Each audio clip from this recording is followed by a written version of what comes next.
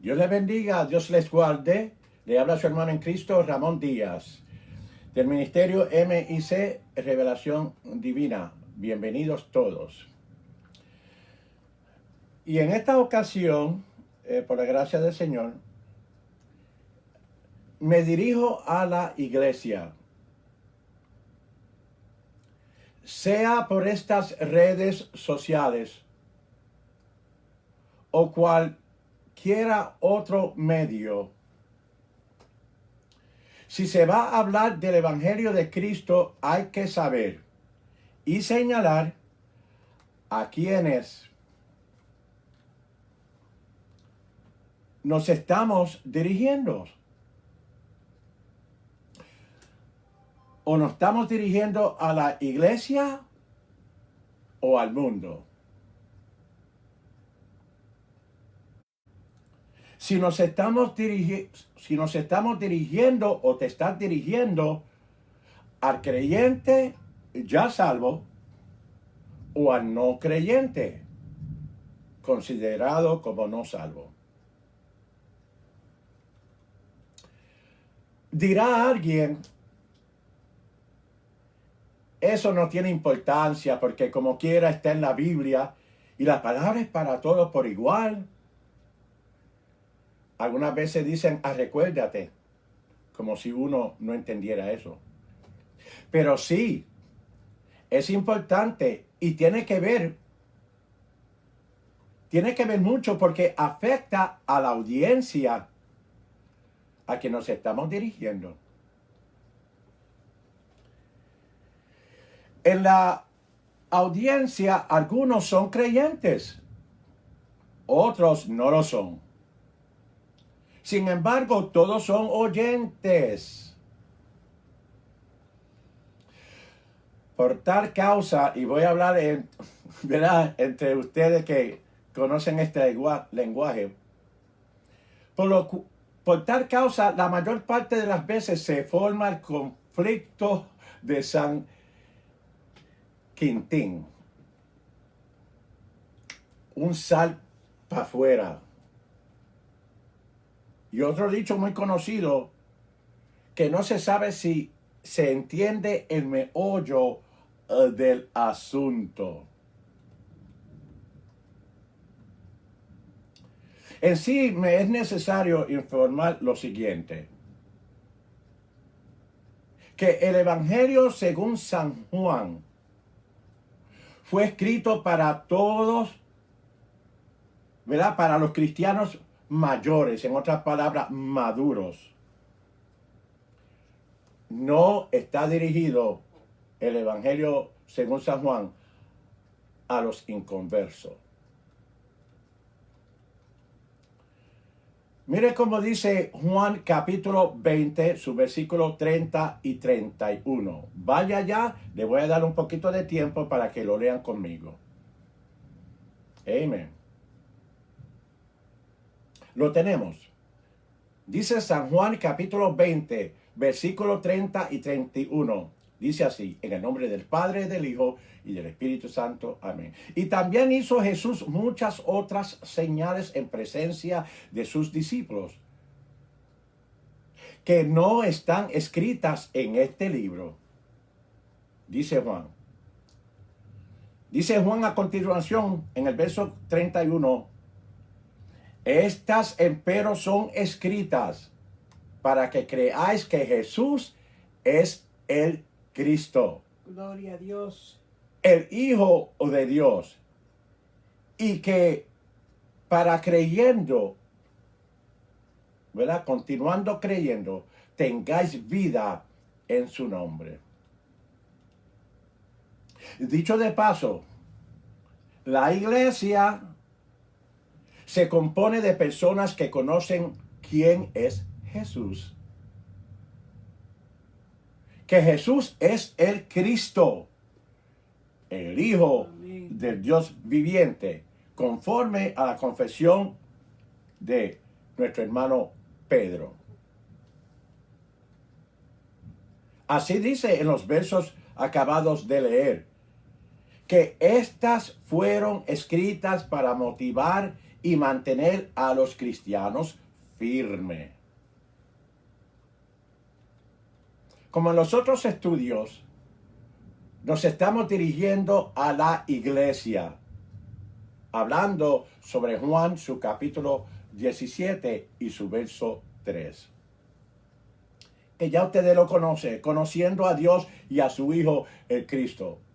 Por igual manera, mientras impartimos la palabra de Dios, lo hacemos con la intención de impartir fe y no miedo. Yes. Esa no es la posición de ninguno de nosotros, de impartir miedo a nuestra audiencia, a la iglesia, a los creyentes. En la lección pasada estuvimos diciendo que Jesucristo no solamente es fundador, sino también consumador de la fe. Habiendo terminado y llegado hasta el final, hasta obtener la perfección. Gloria a Dios. Santo.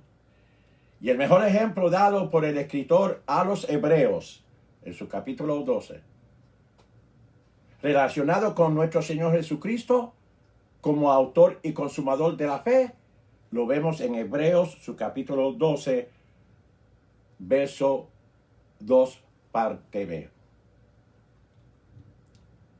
Que ya habíamos leído, pero vamos a leerlo nuevamente. En el nombre del Padre, del Hijo y del Espíritu Santo. Amén. En el cual, habiéndole sido propuesto gozo, sufrió la cruz, menospreciando la vergüenza, y se sentó a la diestra del trono de Dios. En lo que Dios esperaba de su Hijo, y basado en la perspectiva de nuestro Señor Jesucristo, Jesús mantuvo su mirada en la voluntad de su Padre Celestial. No hay mejor ejemplo que ese para la iglesia. Y entendiendo el resultado de ir a la cruz, menospreció su vergüenza. ¿Cómo lo hizo? Sencillamente no abriendo su boca, no haciendo nada sobre lo que le hicieron. Y por gracia de Dios corrió la paciencia, corrió la carrera con paciencia, la carrera que le era propuesta ante él. Sufrió la cruz, entregó su vida, triunfó y llegando hasta el final, lo logró con éxito. Se sentó a la diestra del trono de Dios, como hemos dicho. Esto es digno de ser considerado. Ya casi vamos a terminar.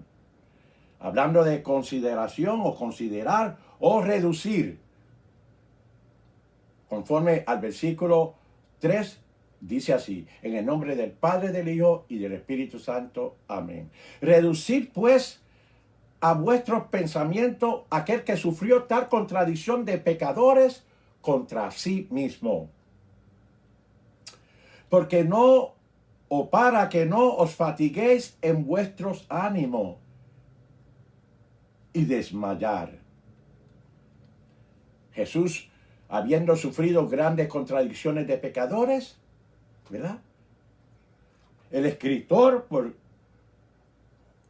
el escritor o el autor motiva a su audiencia, en esta ocasión a los hebreos y a todos, ¿verdad? Después que habían de creer en Cristo Jesús. En otras palabras, no solamente a los que creyeron, sino también los que habían de creer luego. Considerar a Jesús es la exhortación. No sea, ¿verdad? No sea, en otras palabras, pongan su mirada en Jesús. Entiendan quién es Jesús, quién es el Hijo de Dios. No sea que os fatiguéis en vuestros ánimos y desmayemos. Refiriéndose a que fueran a fatigarse, que quiere decir trabajar de más y desmayar en sus propias mentes primero,